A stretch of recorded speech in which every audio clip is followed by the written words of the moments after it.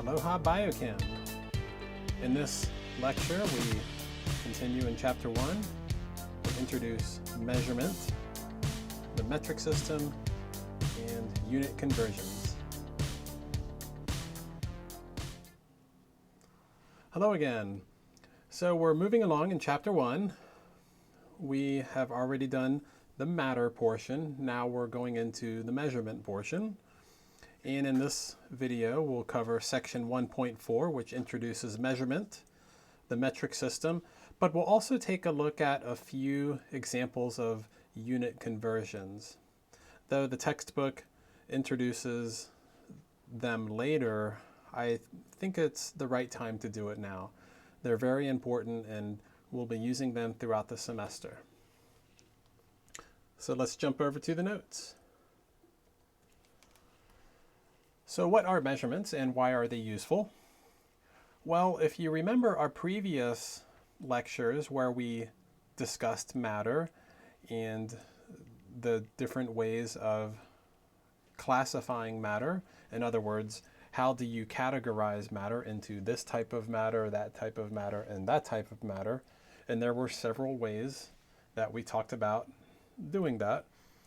Well, imagine if you have a certain sample of matter. Maybe it's a kitten. So here's a small kitten, and you want to describe that kitten. Perhaps you want to describe how heavy it is. You could say, well, the kitten is pretty light, or it's pretty heavy, but those are qualitative terms. People are usually more interested in precise numerical measurements. So the kitten is 13.5 ounces or 21.7 ounces or what have you. People want precision. And so you need to be quantitative in measurements. Measurements are numerical data describing a property of matter. Recall in our previous videos, we discussed lots of different properties, physical properties of matter, chemical properties of matter. There's all kinds of properties of matter that can be described using measurements. So a measurement must have both a number and a unit. Here are a few examples. The height of a man, 6 feet. If you take away the unit, then it doesn't make any sense. You have to have both the number and the unit, 6 feet. So this is the measurement of a height using English units of feet. But if you go to England, people use the metric system, and the height of a man would be described using the units of meters. So here we use the foot, and elsewhere people use the meter. And if you want to convert 6 feet to however many meters that is, you need to know the relation between feet and meters. 3.28 feet equals 1 meter. So with that relation, you could convert 6 feet to meters. It would be like 1.8 or 1.9 meters. I'm not exactly sure without a calculator. But we'll do a few examples of unit conversions here shortly. Another example of a measurement is the dosage of aspirin, perhaps for a teenager, 250 milligrams. Again, a number and a unit. How about the systolic blood pressure, 120 millimeters of mercury. When your blood pressure is taken by a nurse in a clinic, they will record the diastolic and the systolic blood pressure. So the lower and the higher blood pressure, that corresponds to the blood circulation cutting off and on again. So here, this is just the higher number, 120 millimeters of mercury. Of course, in the clinic, it's just 120 over 80. So they give you the two numbers without the units, and that's because they understand that the units are in fact millimeters of mercury. We'll talk more about blood pressure in a later chapter. Now, there are all kinds of different units, and oftentimes people use English units, and other times people use metric units. So it's good to be familiar with both and how to convert between the two different types. So here's a table in your textbook that your author thinks is somewhat useful. So here are some common English units for measurements of length, mass or weight, and volume, and their corresponding metric English relationships. So if you want to go between meters and inches, 1 meter equals 39.4 inches. So this table might help you out, but it doesn't have every conceivable relation in there, and you don't have to memorize this information, but it's good to know where to find it. So we might reference this table at some future time when we need it. So let's go ahead and do an example of a unit conversion, because we'll be using these throughout the entire semester, and you will be using them throughout your entire life. A unit conversion, these are very important. These convert a measurement's unit into another unit. For example, a 12-week-old baby weighs 17 pounds. Find the weight in kilograms. So maybe you go on a trip to England and you have a 17-pound baby, and then you take your baby somewhere, and they say, "How heavy is your baby?" You say 17 pounds. They say, "How many kilograms?" I don't know what pounds. And so you need to find the weight in kilograms. Well, you can look up the relation between pounds and kilograms, such as in that table we just saw, and the relation between pounds and kilograms. 1 kilogram equals 2.20 pounds. So pounds is the unit that you're starting with, the unit that you know the weight in, and the kilogram is the unit that you want to end up with. So you want to convert from pounds to kilograms. To do the conversion, you need to know this relation. Now, before we do the actual calculation, and maybe from experience that all you have to do is take 17 and divide it by 2.20 to get the answer in kilograms. If you knew that, you're pretty smart. But we're going to show a methodical way for doing it. So before we do that, let's just notice first a simple observation. Let's observe that if you take the weight of the baby, 17 pounds, and you multiply it by this fancy looking fraction, which is the same thing as 1, 4 divided by 4, that's equal to 1. Well, any time you multiply something by 1, it doesn't change the measurement. 17 pounds times 4 over 4 equals 17 pounds. So it doesn't change anything. So maybe that's obvious, and it should be obvious. So just keep that in mind. And now let's use this relation and do a similar type of calculation to get the answer. Let's take the weight of the baby, 17 pounds, and using this relation, let's put the unit that we want to end up with, the 1 kilogram, on top and the 2.20 pounds on the bottom.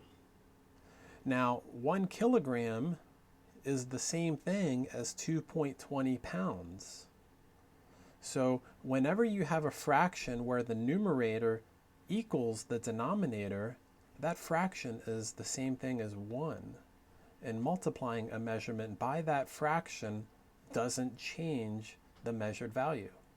Just like when we multiplied 17 pounds times 4 over 4, see the numerator is the same as the denominator, we're not changing the weight. But this time, the fraction, it is the same weight upstairs as it is downstairs. So this is a fancy looking 1. But look what happens. When you multiply this, the unit pound up here cancels the pound down there, and you're left with units of kilograms. You see, when you do math with measurements, you handle your numbers separately from the units. And I usually like to multiply the units first. So ignore the numbers 17, 1, and 2.20. Let's ignore those for the moment and just multiply the units inside this calculation. Pounds times kilograms divided by pounds. You see the pounds cancel and you're left with kilogram. So that's your unit. And now let's do the numbers. 17 times 1 divided by 2.20 equals 7.7. And there you go. That's the weight in kilograms. And hopefully that makes sense. And if you understood this and you followed that, this is the method. It's called unit analysis or dimensional analysis. It's where you use relations between two different units to get to some other unit. So if you understood this, then this is going to help you do any other unit conversion and even very complicated ones. So later on we'll see that sometimes you have to multiply by several fractions in a row, or several of these conversion factors is what they're called. These fancy looking ones. So this one, wasn't too bad. Let's do another example. A professional basketball player's height is 6 feet 9 inches. What is his height in meters? Now this example is a little bit more tricky because we're given the height using the English system of units, feet, inches, miles, that's English system, and we want to convert that to meters. But look at what we're given. The height is in feet and inches. Okay, it would be easier, if we were told the basketball player's height is 6.72 feet, or maybe, 81 inches. But here we're given the height, and he is a certain amount of feet plus a certain amount of inches. So before we convert the height to meters, let's figure out how many feet he is. Okay, so let's add this portion of a foot to 6 feet, and let's figure out how many feet total is the basketball player. He's somewhere between 6 and 7 feet, so 6 point something. You remember, 1 foot is 12 inches, so he doesn't quite have an extra foot. He's somewhere between 6 and 7 feet.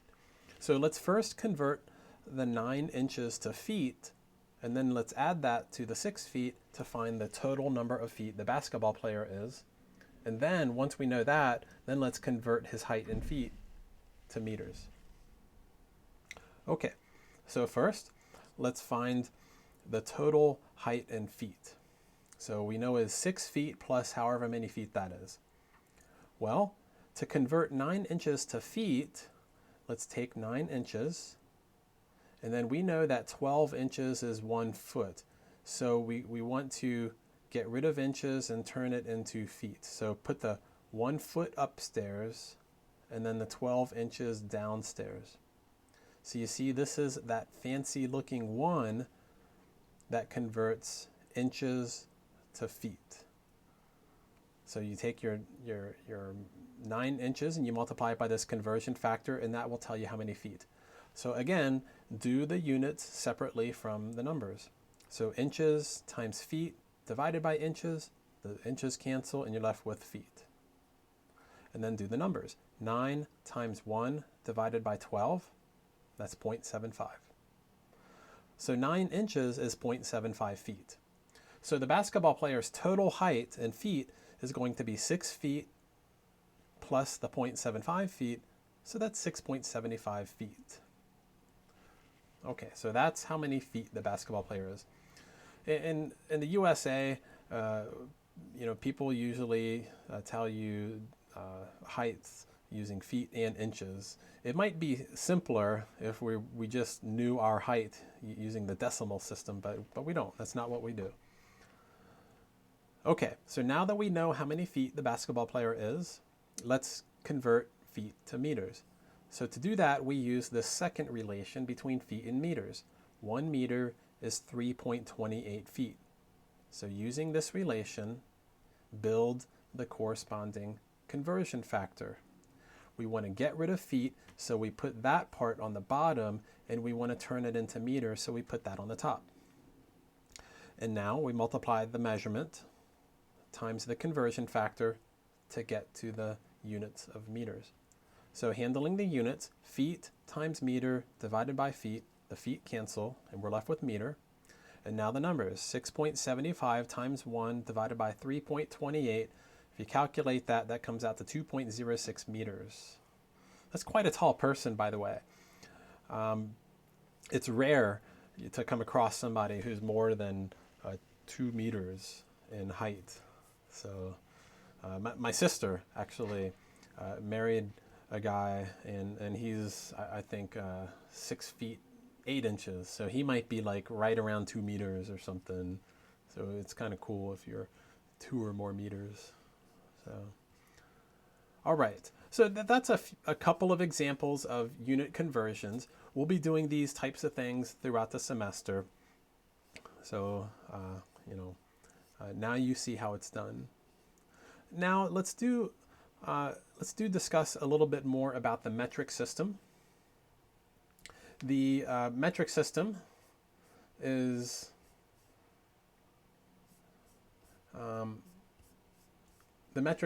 used. It's common in science and also health professions. So you'll see this is mostly used in science and health professions. But you should also be aware, of course, of the English system. Don't just limit yourself. Here are the different types of quantities that you can measure, but there are many more. For instance, the length. The metric system unit is the meter, and the abbreviation is M. And an example of a measurement of length using these units, an Olympic swimming pool is 100 meters in length. The weight, or mass, and we'll use these two terms interchangeably this semester. When you're on the surface of the Earth, which we are, the weight and mass are basically the same thing. It's only when you go out to space that you can say, well, the mass is a little bit different than weight. You become weightless, but you still have your mass, and don't worry about that. We'll use these two terms interchangeably, and most scientists do. So the weight and mass, in the metric system, the unit is the gram, and the abbreviation for gram is little g. For example, a monarch butterfly weighs 0.50 grams. The volume, so how much space does something occupy? So how much volume of liquid are you talking about, perhaps? And the metric unit for volume is the liter, and the abbreviation is the capital L. Make sure you're using the proper case. The lowercase m, the lowercase g, the capital L, and then this is the lowercase s. Okay, it is important. So the liter abbreviation is capital L. And an example of measurement using liters is a resting breath. That's a breath when you're just kind of resting. So a resting breath inhales 0.6 liters of air. Okay, another quantity is time. The metric system unit for time is second, and the abbreviation is little s. And an example is a resting breath lasts 6 seconds. I guess so. 6 seconds. So interesting. Another interesting thing. What would be the maximum amount of air that you could breathe in? How many liters would that be? I think it's like 5 point something liters on average is a full breath. It's quite a lot of air. Now, you will often see these metric units with prefixes. So meter, you've probably heard of kilometer or centimeter or millimeter. So these units often are prefixed by some multiplier. So prefixes are useful when you want to talk about large and small measurements. Okay, so here is a table that your author shows you, so here's table of prefixes. Okay, table 1.2 in your textbook. So you should be familiar with all of these prefixes. Giga, mega, kilo, deci, centi, milli, micro, nano. And there are others too, pico and femto. And you've probably heard of kilo, like a kilometer. A kilometer means you have 1,000 meters. So let's zoom in a little bit. So a kilometer, that symbol is little k, and that means you have 1,000 of them. Okay, so a kilometer means you have 1,000 of them, or 10 to the third power. Hopefully you've seen powers of 10. Now, another one would be the centimeter. A centimeter is smaller than a meter. And in fact, it takes 100 centimeters to make up 1 meter. 100 centimeters is the same thing as 1 meter. So a centimeter is 100th of a meter. It's much smaller than a meter. You're talking about 0.01 meters or 10 to the negative 2 meters. Okay? So take a look at these prefixes and try to memorize them, or at least the important ones. You shouldn't have to reference this table right here. The ones that you need for the most part in biochemistry is all of these really. And well, you very rarely use giga and mega, but you'll use the rest of them. Maybe not deci so much, but centi, milli, micro, nano, those are all pretty important. So maybe to get a better feel on what these prefixes are and how big and small they are, let's apply them to length measurements. Okay, so let me turn that off. Okay, so when you apply those prefixes to the meter unit, so a kilometer, a centimeter, a millimeter, and so on, let's talk about those for a bit. Well, we know what 1 meter is. 1 meter, you ever seen a meter stick? It's like about that big. It's, a little bit more than 3 feet, a little bit bigger than a yardstick, a meter stick. So 1 meter, so you know about how big a meter is. The height of a 4-year-old boy is about 1 meter. So a 4-year-old boy, 1 meter. All right, now 1/10 of a meter, if you multiply a meter by 1/10, then you have a decimeter. A decimeter is 1/10 of a meter. Okay, so take your meter stick and divide it into 10 pieces. Okay, so a decimeter is about like that big. Okay, a decimeter. It's 1/10 of a meter. And this is roughly the width of an adult woman's hand. So did I say that big? Maybe. So maybe that big, a decimeter. So a little bit smaller, that'll be a huge hand. Like, okay, so smaller, the decimeter. Okay, the width of an adult woman's hand. Okay, it's a decimeter. Now, 1/10 of a decimeter, if you take that and you divide it into 10, 1/10 of a decimeter would be, multiply that by 1/10, you would have a centimeter. It takes 10 centimeters to equal a decimeter. So a centimeter, this is about the width of an adult woman's ring fingernail. Okay, I'm not a woman, but here's my ring finger. Here's my ring finger with the ring on it. So the width of adult woman's ring fingernail. Okay, that's about a centimeter. All right.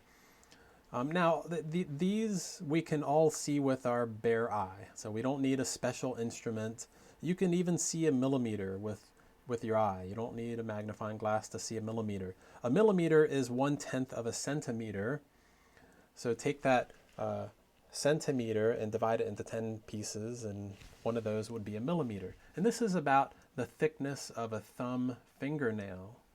The thickness of a thumb fingernail. Another example, think about it. It's about the thickness of a penny. That's about a millimeter. So we can see these distances, but if you go much smaller than that, you need, if you go 10 times smaller than a millimeter, you might need a magnifying glass, but if you go much smaller than that, you might need a microscope. So take that millimeter, the thickness of a thumbnail or the thickness of a penny, and 1/1000th of that, so divide it into 1,000 pieces, 1,000th of a millimeter, that would be a micrometer. A little bit too small to see here. Okay, so you need the aid of a microscope. An optical microscope is able to see a micrometer. So you can still see it visually, but you need an optical microscope. So a micrometer is often called a micron. If you ever hear the word micron, it's a micrometer. So what is a micrometer? This is about the diameter of a cell. So some cells are a few micrometers, some cells are a little bit less than a micrometer. Well, if you have an E. coli cell, an E. coli bacteria cell, that's Escherichia coli bacteria cell, those are about 1 micrometer. There's lots of different types of cells out there. So cells are too small to see, you need a microscope, but you can see them with the microscope, and they're about a micron or micrometer. Now take that micrometer, which is 1,000th of a millimeter already, and go 1,000 times smaller than that. Now this is way too small for even optical microscopes. Okay, so 1,000 times smaller than a micrometer is a nanometer. A nanometer, by the way, I'm not showing you the abbreviations. I'm not explaining those. That's the abbreviation for decimeter is little d. Centimeter is little c, millimeter is little m, and then when you get to micrometer, that's the Greek letter mu. Okay, it looks like a U, but it's a mu. Mu, and in fact, if you see that and you're reading Greek, you make the M sound. Mu, that's the Greek letter M.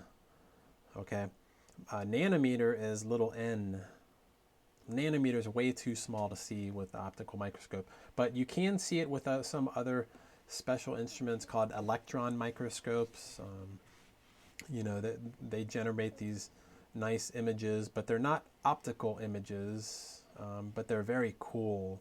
If you ever look at something under an electron microscope, the image, like a bug, the detail is just incredible. A nanometer, now you're getting to the size of molecules. So that, if you ever seen a representation of a DNA molecule, the double helix molecule, a nanometer is about the radius of that double helix. So imagine that a double helix, the radius of the double helix, that's about a nanometer. You go much smaller than a nanometer, and now you're talking about a single atom, and smaller than that, Anyway, so hopefully this kind of helps you understand how big these things are. And going back to that table again, 1,000 times smaller than a nanometer would be a picometer. That's not even in the table. Picometer, it's hard to say how big what out there is about a picometer. I'm not sure, but I know what a picosecond is. A nanometer is a billionth of a meter, but a picometer would be a trillionth of a meter, and a picosecond would be a trillionth of a second. And a molecule, like a water molecule, vibrates. It takes about 1 picosecond for it to vibrate. So molecular vibrations occur on the order of picoseconds, and 1,000 times smaller than that would be femto. Anyway, you can keep on going much smaller and much larger. So maybe you've heard of megabytes and gigabytes and petabytes and so on and so forth. Anyway, this table might come in handy. So have that available to reference when you need it. So we're almost done with the lecture. Just maybe a couple more examples of unit conversions using these prefixes. Suppose you want to convert the length of a fire ant, which is 5.2 millimeters, to meters. You know that a fire ant is 5.2 millimeters in length, and you want to know what is the length in meters. Okay? Well, to do the conversion between millimeters and meters, 1 millimeter is 0.001 meters. So where do we get the relation between, how do we find this again? 1 millimeter is 0.001 meters. Let's go back to that table one more time. So let's go down to the milliprefix. The milliprefix, 0.001. Okay? That means 1 millimeter is 0.001 meter. So that's how you use this table. Or 10 to the negative 3 meters. So 1 millimeter equals, what is it again? Go to the table. It's 1,000th of a meter. It's 0.001 meters. So it's equal to 0.001 meters. And if you wanted to use the power of 10, instead of 0.001, you could say 10 to the minus 3 meters. So that's the relation. You remember how to use these relations to do conversions? You start with your measurement. That's what you start with. You put it on the left. And using that relation, you build that special type of fraction called the conversion factor. The units that you want to end up with, you put it on the top. And the one that you want to get rid of, you put that part on the bottom. So there you go. This will calculate it for you. Oh, you can't see that part. Let me, I'm sorry, you couldn't see that part. So I got rid of that table. So you put the measurement that you want to convert at the beginning, and then using this relation, you build that conversion factor. And the units that you want to end up with go on top. The ones that you want to get rid of go on the bottom. So now we're ready to go. We multiply out the units. So millimeter times meter divided by millimeter. They cancel, and you're left with meters. And now the numbers. 5.2 times 0.001 divided by 1. It's a pretty simple calculation here. You can do that in your head. When you take 5.2 and you multiply it by 0.001, 0.001, that's like you can just move the decimal point 3 places over. So you end up with 0.0052 meters. One more example in this video. An aspirin tablet weighs 352 milligrams. So 352 milligrams. Now, if you look at the box, it might say aspirin 350 milligrams. So what is that extra 2? Well, a couple of reasons. It might not be exactly 350 milligrams. Every tablet's different, of course. But another reason is there is extra material in there besides just the aspirin. You have the starch, which binds the chemical together to form the tablet. So there's extra stuff in there besides aspirin. So that extra 2 milligrams is probably due to the starch and other binding agents. Anyway, so an aspirin tablet weighs 352 milligrams. Find its weight in micrograms. That is micrograms. Now, to go from milligrams to micrograms, it helps to do this calculation in 2 steps. First, we turn milligrams into grams, and then we turn the grams into micrograms. Because when you look for the conversion between milligrams and micrograms, you might not find it, but you'll find the relation between milligrams and grams, and then you'll find the second relation between grams and micrograms. So you can just do this one in 2 steps if you want. So again, 1 milligram is 0.001 grams. or 10 to the minus third grams. Remember, we just used the milli prefix. A millimeter is 0.001 meter, or we could have written 10 to the minus 3 meter. So a milligram is 0.001 gram, or 10 to the minus third grams. And we'll just use the power of 10 this time. So this relation will get us from milligrams to grams. And then the next relation between grams and micrograms. What's a microgram again? Let's go back to that table. Microgram. Okay, so go down to micro. This is a millionth of a gram, or 0.00001 grams, and that's 10 to the minus 6 grams. Okay, so I'm going to use the power of 10 instead of this one. So 1 microgram, see I wrote the microgram on the right this time.